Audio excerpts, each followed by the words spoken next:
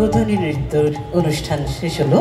পরবর্তী অনুষ্ঠান ডাকঘর, রবীন্দ্রনাথ ঠাকুরের ডাকঘর অ্যান ইটার্নাল জার্নি নিবেদনে বেহালা কাব্যতীর্থ, পরিচালনা জয়িতা গোস্বামী। তাহলে পরবর্তী নিবেদন ডাকঘর। বেহালা কাব্যতীর্থের পক্ষ থেকে সকলকে জানাই শুভ সন্ধ্যা। বেহালা কাব্যতীর্থ একটি সাংস্কৃতিক সংগঠন। আবৃত্তি, অভিনয়, সঞ্চালনা এই সব কিছু অনুশীলন কেন্দ্র। আজ সাংগীতিক বেহালার রবীন্দ্র জন্মোৎসব অনুষ্ঠানে আমরা অংশগ্রহণ করতে পেরে অত্যন্ত কৃত এবং প্রীত। আজ আমাদের নিবেদন ডাকঘর, অ্যান ইটার্নাল জার্নি। সংক্ষিপ্ত করে বলতে গেলে অসীমকে অন্বেষণ, যা যুগ যুগ ধরে মানুষের পরম অভিপ্রায়। বেহালা কাব্যতীর্থের নিবেদন ডাকঘর, অ্যান ইটার্নাল জার্নি, পরিচালনা জয়িতা গোস্বামী, একটি অভিনয় প্রয়াস। শুরু হচ্ছে বেহালা কাব্যতীর্থের নিবেদন ডাকঘর, অ্যান ইটার্নাল জার্নি।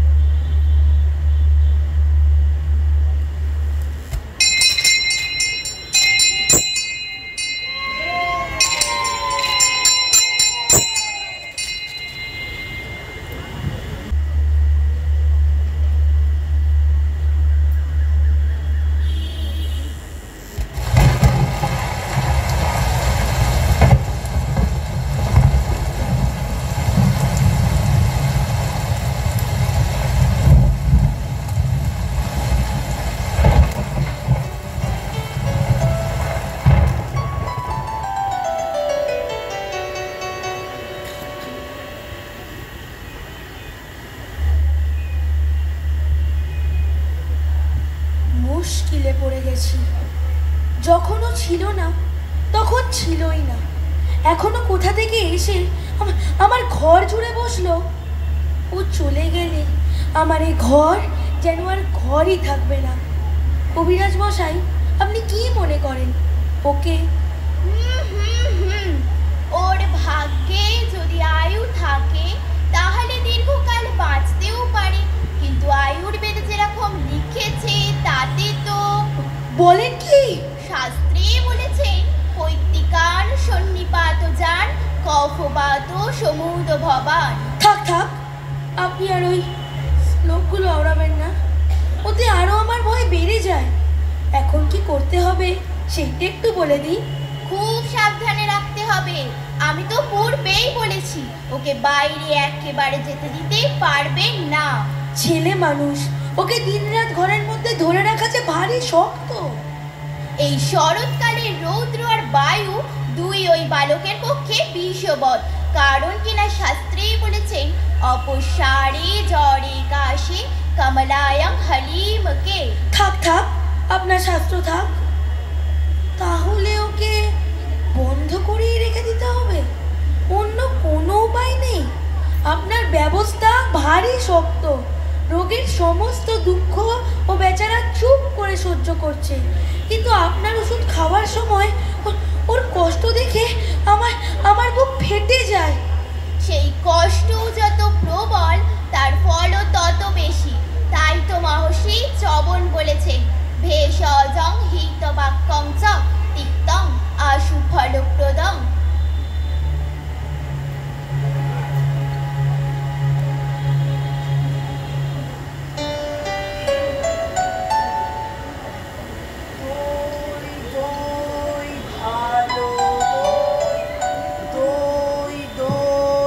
ভালো দই। দইয়ালা, ও দইয়ালা, ডাকছো কেন?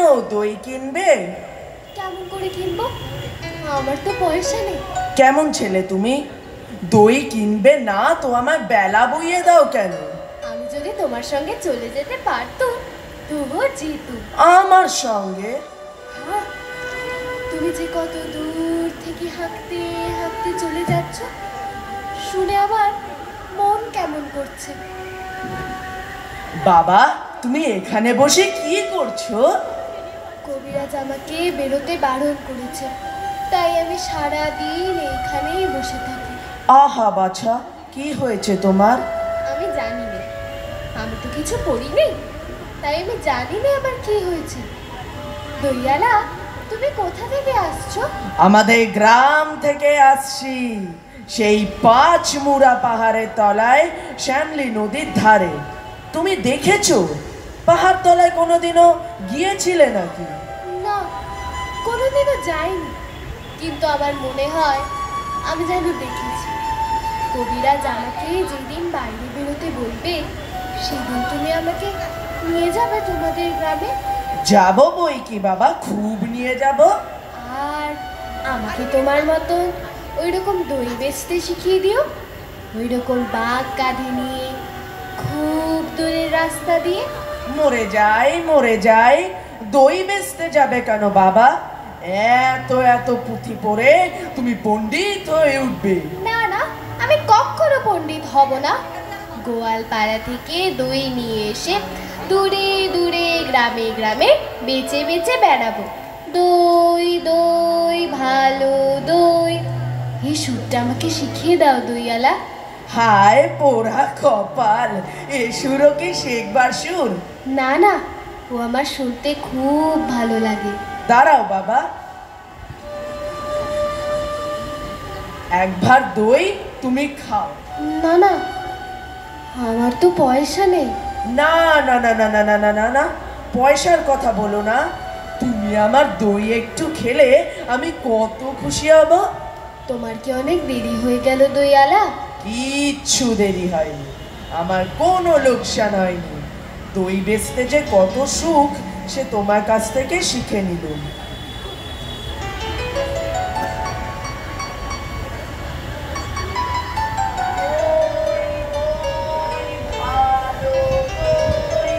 দই দই ভালো দই, দই দই ভালো দই।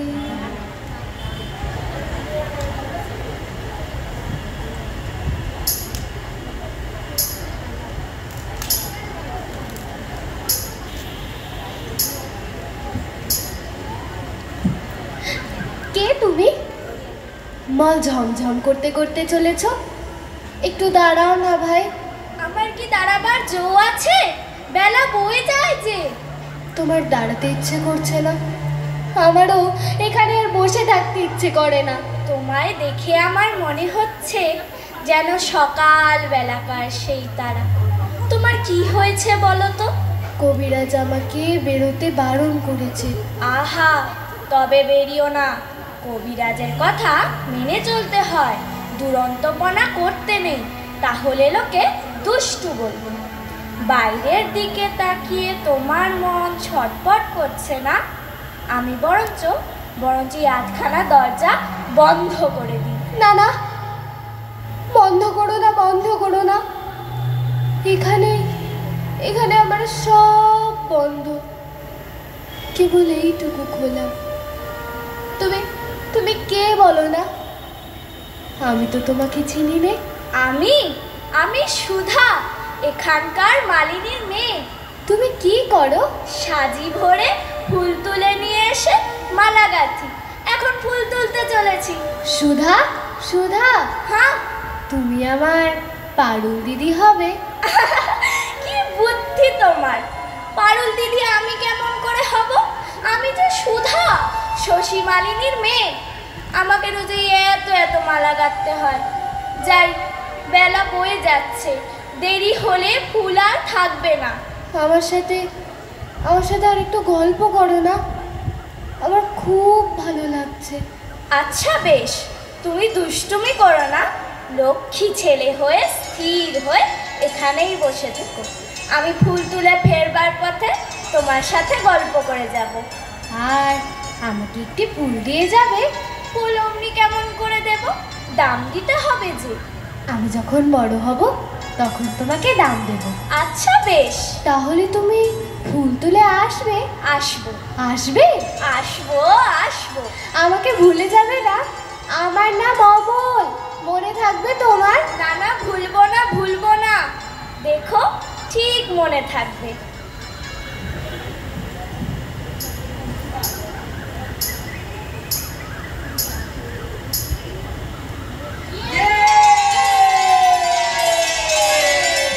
ভাই ভাই, তোমরা সব কোথায় যাচ্ছ ভাই? আমরা খেলতে চলেছি। কি খেলবে তোমরা ভাই? আমরা চাষ খেলা খেলবো। সমস্ত দিন খেলবে? হ্যাঁ, সমস্ত দিন। তারপর সন্ধ্যার সময় নদীর ধার দিয়ে দিয়ে বাড়ি ফিরে আসবে? হ্যাঁ, সন্ধ্যার সময় ফিরবো। আমার এই ঘরের সামনে দিয়ে ফিরো ভাই। তুমি বেরিয়ে এসো না, খেলবে চলো। কবিরাজ আমাকে বেরিয়ে যেতে মানা করেছে। কবিরাজ? কবিরাজের মানা তুমি শোনো বুঝি? চল ভাই চল, আমাদের দেরি হয়ে যাচ্ছে। না ভাই, তোমরা আমার এই জানালার সামনে রাস্তায় দাঁড়িয়ে একটু খেলা করো, আমি একটু দেখি। এখানে এখানে কি নিয়ে খেলবো? এই যে এই যে এই যে আমার সমস্ত খেলনা পড়ে রয়েছে, এসব তোমরাই নাও ভাই। বাবা কি চমৎকার খেলনা! এই যে জাহাজ, এই যে জটাই বুড়ি।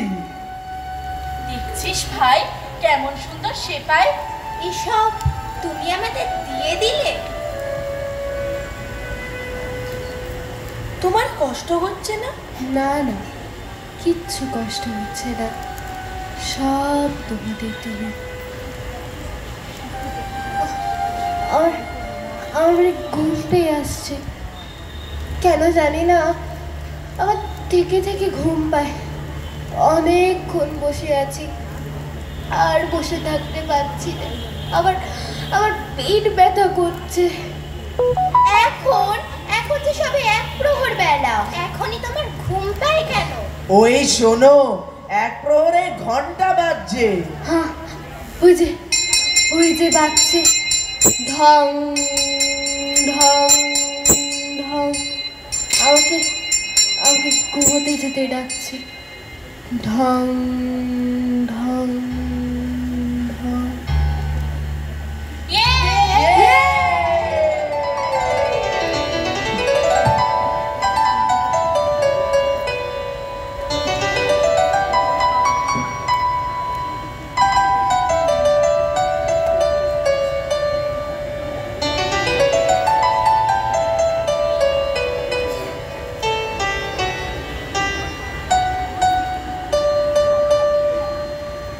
আমাদের খেপিয়ে বেড়ায় খেপিয়ে বেড়ায় খেপিয়ে বেড়ায়, আমাদের খেপিয়ে বেড়ায় যে কোথায় লুকিয়ে থাকে রে। আমাদের খেপিয়ে বেড়ায় খেপিয়ে বেড়ায় খেপিয়ে বেড়ায়, আমাদের খেপিয়ে বেড়ায় যে কোথায় লুকিয়ে এই যে ফকির, এবারে তুমি কোথায় গিয়েছিলে ফকির? আমি ক্রোধ দ্বীপে গিয়েছিলাম, সেইখান থেকে এইমাত্র আসছি। তোমার ভারী মজা। আমি যখন ভালো হব তখন তুমি আমাকে চেলা করে নেবে বলেছিলে, মনে আছে ফকির? খুব মনে আছে। বেড়াবার এমন সব মন্ত্র শিখিয়ে দেব যে সমুদ্রে পাহাড়ে অরণ্যে কোথাও কিছুতে বাধা দিতে পারবে না। ক্রোধদ্বীপ কিরকম আমায় বলো না ফকির। সে ভারী আশ্চর্য জায়গা, সে পাখিদের দেশ, সেখানে মানুষ নেই, তারা কথা কয় না, চলে না, তারা গান গায় আর ওড়ে। আমি যদি পাখি হতো তাহলে তাহলে ভারী মুশকিল হতো। শুনলুম তুমি নাকি দইওয়ালাকে বলে রেখেছো বড় হলে তুমি দই বিক্রি করবে। তা পাখিদের মধ্যে তোমার দইয়ের ব্যবসাটা তেমন বেশ জমতো না, বরং ওতে তোমার কিছু লোকসানি হতো। ফকির, ডাকঘরে কি আমার নামে রাজার চিঠি এসেছে? হ্যাঁ হ্যাঁ, শুনেছি তো সেই চিঠি রওনা হয়ে বেরিয়েছে, সে এখন পথে আছে। আমি আমি দেখতে পাচ্ছি রাজার ডাক হড়গড়া পাহাড়ের উপর থেকে একলা কেবলই নেমে আসছে। বাঁ হাতে তার লণ্ঠন, কাঁধে তার চিঠির থলি। কত দিন কত রাত সে একলা কেবলই নেমে আসছে। আমি আমি সমস্ত দেখতে পাচ্ছি। যতই সে আসছে দেখছি আমার আমার বুকের ভিতর আরে খুশি খুশি হয়ে উঠছে। প্রথমে আমাকে যখন ঘরের মধ্যে বসিয়ে রেখে দিয়েছিল মনে হতো দিন আর ফুরোচ্ছে না। এখন রাজার ডাকঘর দেখে অব্দি আমার রোজই ভালো লাগে। একদিন আমার চিঠি এসে পৌঁছবে, সে কথা মনে করলে আমি খুব খুশি হয়ে চুপ করে বসে থাকতে পারি। কিন্তু রাজার চিঠিতে কি লেখা থাকবে তা তো আমি জানি না। তা নাই বা জানলে তোমার নামটি তো লেখা থাকবে, তাহলেই হলো। দেখো ফকির, আজ সকাল থেকে আমার চোখের উপর থেকে থেকে অন্ধকার হয়ে আসছে। মনে হচ্ছে সব যেন স্বপ্ন। কথা কইতে আর ইচ্ছা করছে না, চুপ করে থাকতে ইচ্ছা করছে। রাজার চিঠি কি আসবে না? এখনই যদি এই ঘর সব মিলিয়ে যায়, যদি আসবে, আজই আসবে, আসবে, আজই চিঠি আসবে।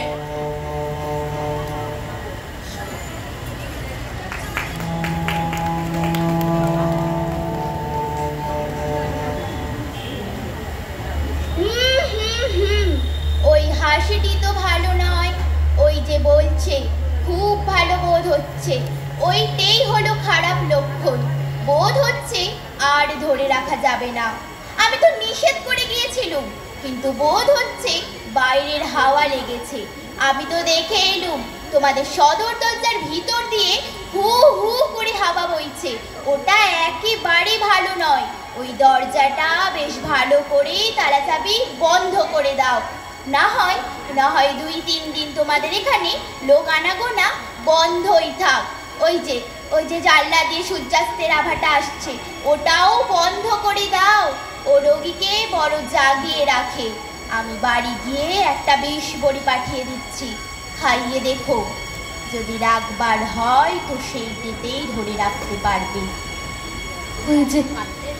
ওই যে বাচ্চে ঢং ঢং ঢং, সন্ধ্যা তারা কি উঠেছে? আমি আমি কেন দেখতে পাচ্ছি রে?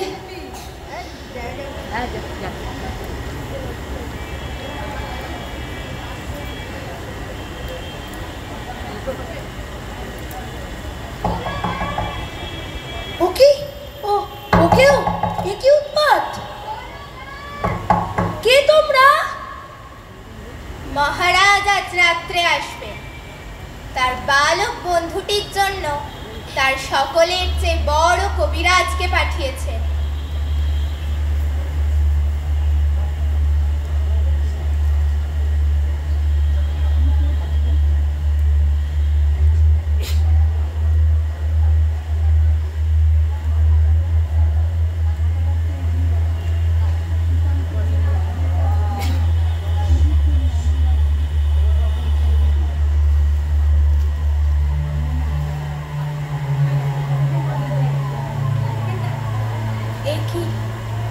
চারিদিকে যে সমস্ত বন্ধ। খুলে দাও, খুলে দাও। যত দ্বার জানালা আছে সব খুলে দাও। বাবা, কেমন বোধ হচ্ছে? খুব ভালো কবিরাজ মশাই। আমার আর কোনো অসুখ নেই, কোনো বেদনা নেই। সব তারাগুলি দেখতে পাচ্ছি, সব জানলা দরজাগুলো খুলে দিয়েছে। অন্ধকার আকাশের উপরকার সব তারা। অর্ধরাত্রে যখন রাজা আসবে তখন তুমি বিছানা ছেড়ে উঠে তার সঙ্গে যেতে পারবে? পারবো, আমি পারবো। বেরোতে পারলে আমি বাঁচি। আমি আমি আমি রাজাকে বলবো অন্ধকার আকাশের ধ্রুব তারাটিকে দেখিয়ে দাও। আমি বোধহয় সে তারাটিকে কতবার দেখেছি, কিন্তু সে যে কোনটা সে তো আমি চিনি নে। তিনি সব চিনিয়ে দেবে। এই ঘরটি রাজার আগমনের জন্য পরিষ্কার করে ফুল দিয়ে সাজিয়ে রাখো। এইবার তোমরা সকলে স্থির হও। এলো এলো, ওর ঘুম এলো, ওর ঘুম এসেছে। প্রদীপের আলোটি নিভিয়ে দাও। আকাশের তারাটি থেকে আলো আসুক। ওর ঘুম এসেছে।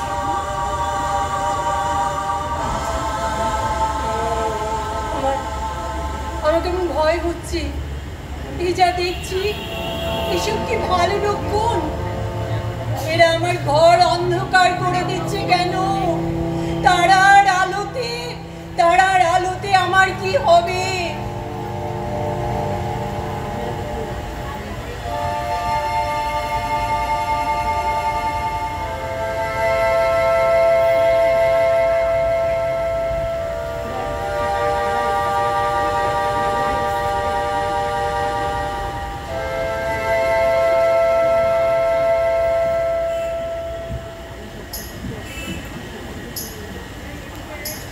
অমর, অমর, আমি যে ওর জন্য ফুল এনেছি, ওর হাতে কি দিতে পারবো না? ও কখন জাগবে? তখন তোমরা ওকে একটি কথা কানে কানে বলে দেবে। বলো যে সুধা তোমাকে ভোলেনি, সুধা তোমাকে ভোলেনি। অমল,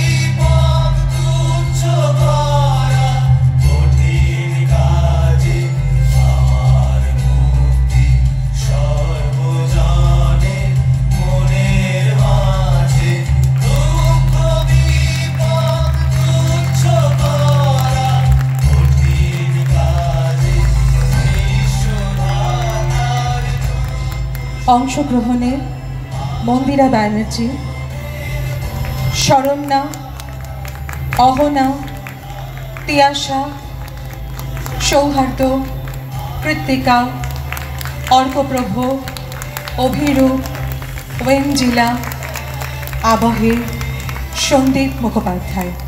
নমস্কার।